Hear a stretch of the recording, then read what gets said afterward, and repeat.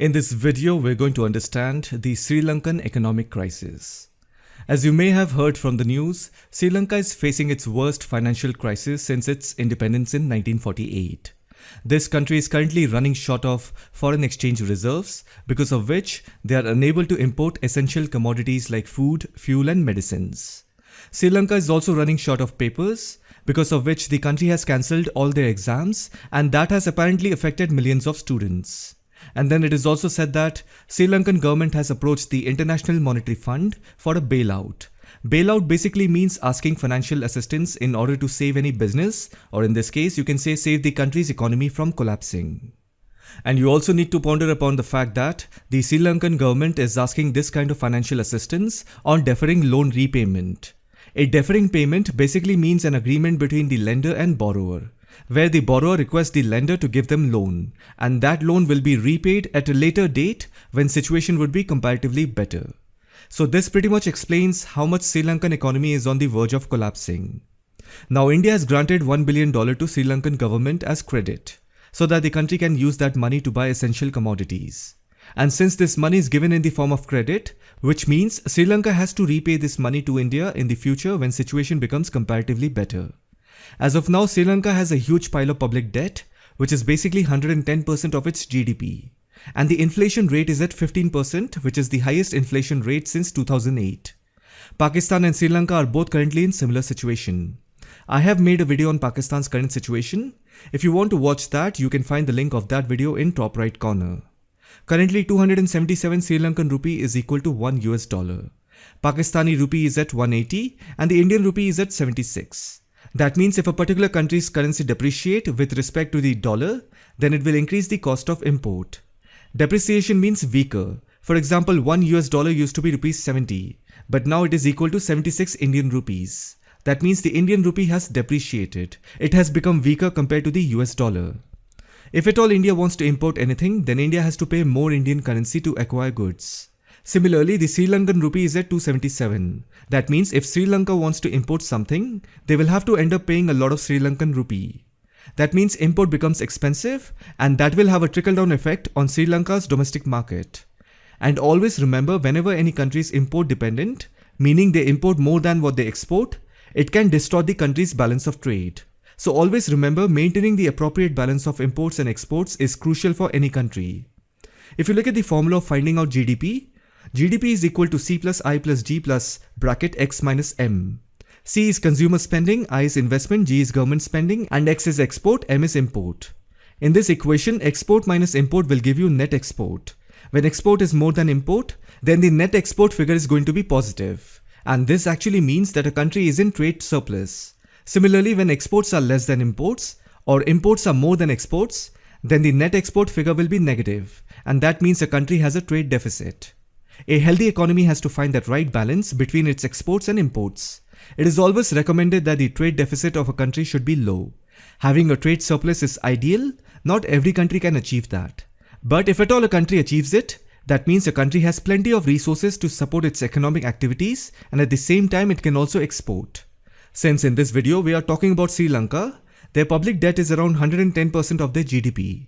They are in a situation wherein they have no other option but to borrow money from countries and international financial organizations like IMF, World Bank, Asian Development Bank, etc. Because right now Sri Lanka needs money to keep its economy from collapsing. And on the other hand, even if they manage to get the money, they will not be able to pay it back anytime soon. So if you look at the current situation, it is like this. Even if Sri Lanka acquires fund, they will sure shot default, meaning they will not be in a position to repay the loan anytime soon. But they will need that loan money to keep its economy running. Now try to understand this in personal sense. Are you willing to lend money to someone about whom you are sure that they will not be able to return your money anytime soon? Will you still lend money? That is the same question Sri Lanka is facing. Anyhow, India has given $1 billion credit for purchasing immediate goods like food, fuel, medicines, etc. And India is also fine with the time limit of the repayment. But then if you see, $1 billion is not enough for Sri Lanka. The Sri Lankan policymakers have to find a way out of this tight spot. It is going to be as bad as biting a bullet. So as of now, Sri Lankan government has two options. The country needs to either restructure their debt or go to the International Monetary Fund for a relief package. As I've mentioned, Sri Lanka's finance minister has approached the IMF. And if you remember, in Jan 2022, Sri Lanka was not in favor of approaching the IMF. Rather, it approached China for another loan to address its economic crisis. Now, here is an important question. Why did Sri Lanka think that it's better to go to China for loan rather than going to the IMF? Let me tell you something about IMF.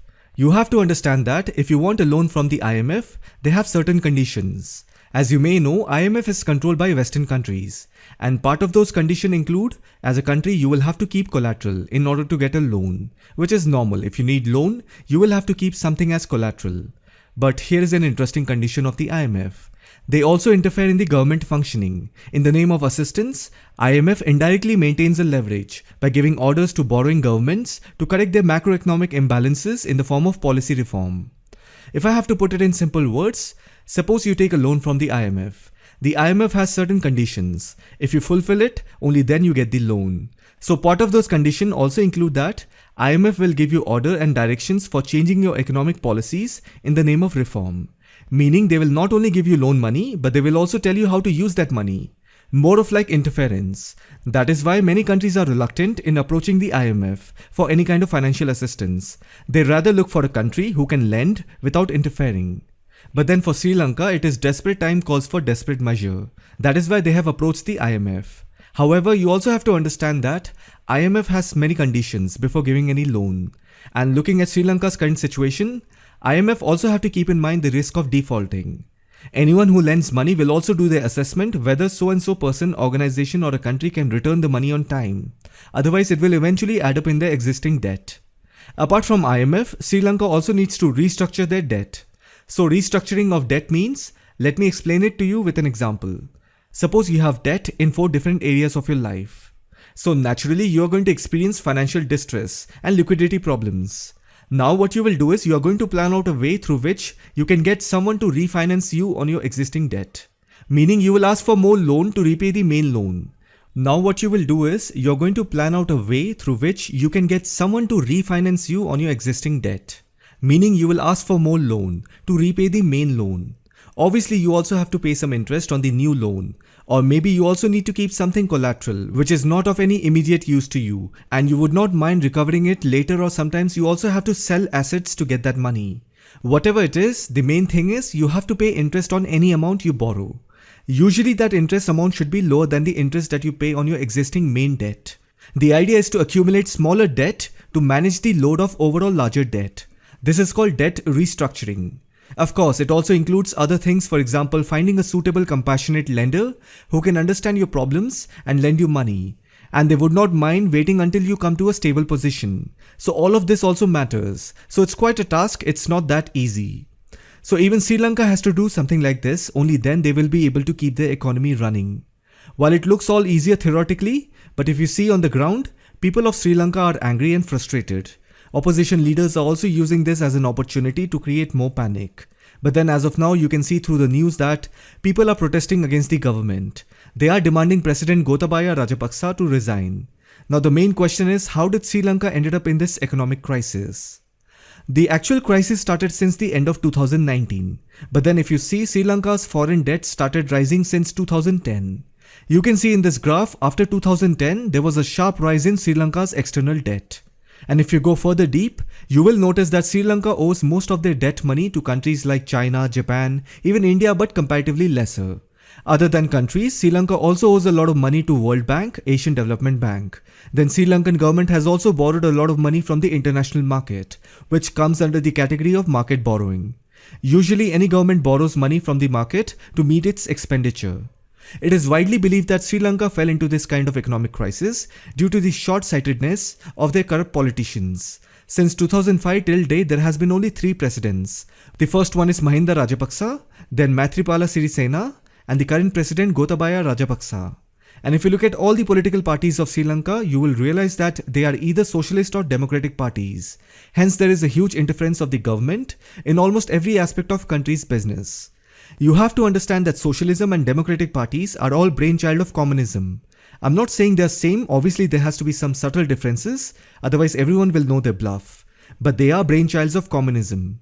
If you go into the history of each and every president or senior influential political leaders of Sri Lanka, you will notice that back in the 50s and 60s, they were directly or indirectly part of the Communist Party. And furthermore, you will find a lot of trade unions and NGOs in Sri Lanka who play an active role as political pressure groups. Always remember, any kind of union will have its root traced to the communist ideology. And to be very honest, that is what has opened the doors to huge level of corruption in Sri Lankan politics. If you look at the two largest political parties in Sri Lanka, they are Sri Lanka Freedom Party. Maithripala Sirisena and Mahinda Rajapaksa belong to this party. And then there is another party which is Sri Lanka People's Front, or commonly known by its Sinhalese name, Sri Lanka Podujana Peramuna. The current president Gotabaya belonged to this party. And by the way, Mahinda Rajapaksa and Gotabaya Rajapaksa are brothers. So basically, Rajapaksa brothers are controlling majority of the political parties in Sri Lanka. Now, if you want to understand the politics of Sri Lanka, you basically have to just understand that the whole politics of Sri Lanka is a reflection of the historical as well as political differences between two main ethnic groups. The first one is the Sinhala group, who are Buddhists, and they are in majority. And then comes Tamil group, they are Hindus. And then there are Muslims, Christians and others who are in minorities. And obviously Tamil people's concentration is more on the northern and eastern side of the Sri Lankan island. Even India has a huge population of Tamil people, so Indian Tamil and Sri Lankan Tamil all share the same culture with minor differences in terms of speaking style and few other things. Now if you look at the two largest ethnic groups, that is the Sinhalese and the Tamils, Sinhalese make around 75% of the entire population and they tend to be Buddhist. And the Sri Lankan Tamil people are Hindus. Similarly, even vast majority of Sri Lankan Muslims speaks Tamil as their mother tongue. Anyhow, so what happened is that both the Sinhalese community and the Tamil community, they have their own historical and religious history and their claims, because of which quite often there is a lot of disagreements between the two ethnic groups. And this difference is reflected in the Sri Lankan politics. If I have to give you an example, in June 2020, President Gotabaya Rajapaksa formed a presidential task force for conducting a comprehensive survey of archaeological sites in the eastern part of Sri Lanka. This shows that how much the government of Sri Lanka is serious about protecting its own ethnic groups and its religious identity. This is a method of using archaeological evidences and findings and make it a tool for securing political interests. Just think about it. Have you ever heard of any government bringing the archaeological department under the defense ministry? So anyhow, my point is that the disagreements between the Sinhalese group and the Tamil group is openly visible in Sri Lankan politics. And because of the Sinhalese Buddhist population being in majority, Sri Lankan Tamil political leaders often use this as a reason for countering the government. In fact, the Sri Lankan Civil War from 1983 to 2009, where the LTTE fought the Sri Lankan government for having an independent Tamil state. This civil war is actually the beginning point of today's racial, ethnic and religious tension between the majority and the minority in Sri Lanka. Now I'm going to put everything on a timeline so that you get a better picture of it. The civil war ended in 2009, but corruption and authoritarian attitude had reached new heights under the rule of former President Mahinda Rajapaksa from 2005 to 2015. After Mahinda Rajapaksa, Maithripala Sirisena became the president of Sri Lanka from 2015 to 2019. Both of them belong to the same political party, that is the Sri Lankan Freedom Party. And then after 2019, President Gotabaya Rajapaksa was elected. He is also the brother of Mahinda Rajapaksa. While President Gotabaya Rajapaksa belonged to the political party called Sri Lanka Podujana Peramuna, if you see, the Rajapaksas are four brothers and they pretty much control the entire Sri Lankan government. And it is also said that the whole Rajapaksa ruling family controlled almost 70% of the entire Sri Lanka budget. Both the brothers and their family and friends have profited heavily. In fact, if you see, right now Gotabaya Rajapaksa is the president of Sri Lanka and his brother Mahinda Rajapaksa is the prime minister of Sri Lanka. So they pretty much appoint everyone within their close circle in various government departments.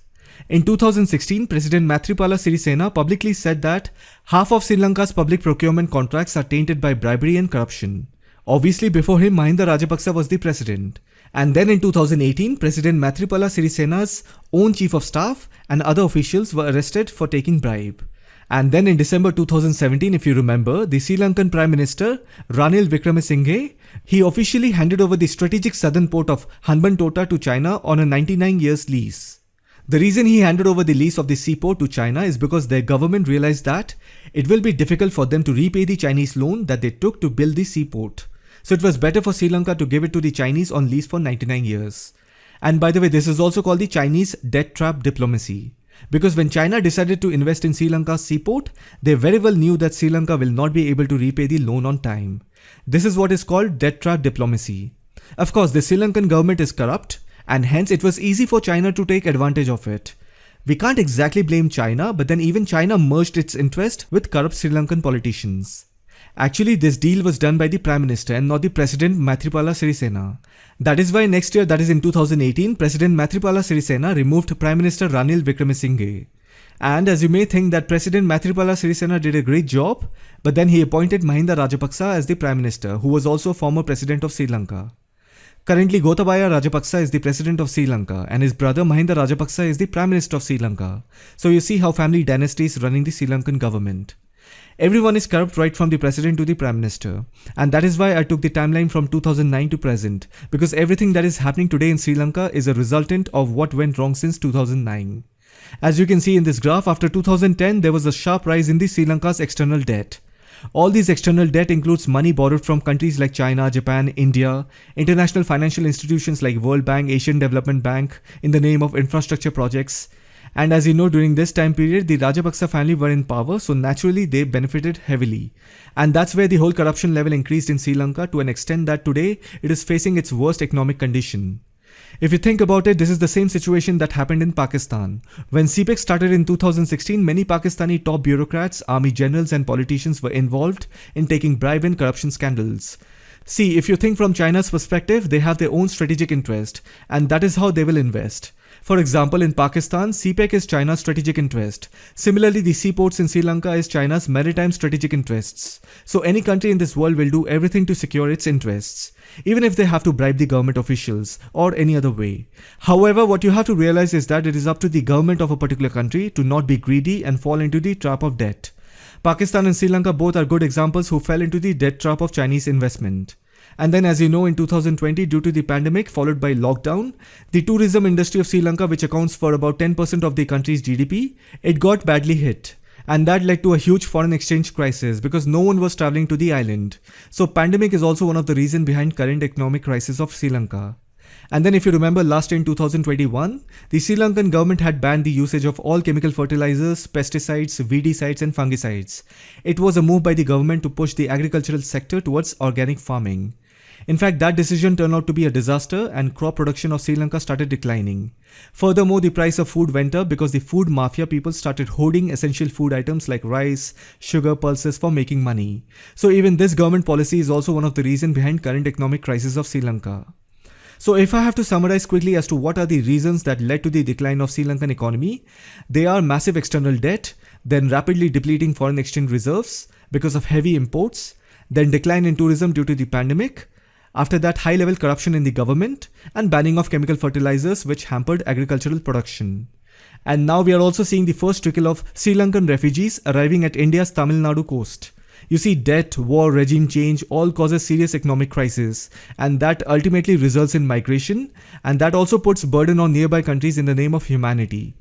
These are some serious consequences which I believe there is no answer to, because on one hand every country wants to grow, and that is how governments design their policies, and that is also how countries are accumulating massive debts. On the other hand, we also have to understand that an economy based on endless growth is unsustainable. Somewhere we have to draw that line, otherwise such consequences are unavoidable. So this was everything that you had to know about the Sri Lankan economic crisis. I hope you found this video informative. Thank you for watching it.